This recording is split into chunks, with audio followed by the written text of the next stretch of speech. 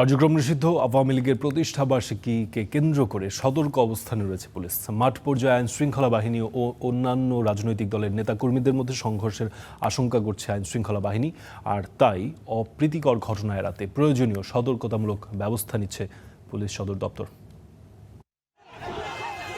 ২৩ June কার্যক্রম নিষিদ্ধ সংগঠন আওয়ামী লীগের প্রতিষ্ঠা বার্ষিকী। এ উপলক্ষে দেশের বিভিন্ন জায়গায় মিছিল করতে পারে আত্মগোপনে থাকা সংগঠনের নেতাকর্মীরা। এরই মধ্যে দেশের বিভিন্ন জায়গায় ঝটিকা মিছিলও করেছে দলটি। এ অবস্থায় মাঠ পর্যায়ে আইনশৃঙ্খলা বাহিনী ও অন্যান্য রাজনৈতিক দলের নেতাকর্মীদের মধ্যে রয়েছে সংঘর্ষের আশঙ্কা। অপ্রীতিকর ঘটনা এড়াতে প্রয়োজনীয় সতর্কতামূলক ব্যবস্থা নিতে চিঠি দিয়েছে পুলিশ সদর দপ্তর, আর বাড়তি সতর্কতার কথা জানিয়েছে ডিএমপি।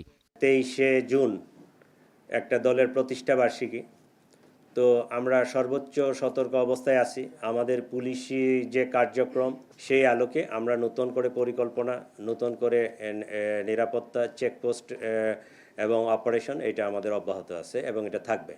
গেল ২ মার্চ যাত্রাবাড়িতে মাদকদ্রব্য নিয়ন্ত্রণ অধিদপ্তরের অভিযান চলাকালে কর্মকর্তাকে গুলি করে পালিয়ে গিয়েছিল সন্ত্রাসীরা।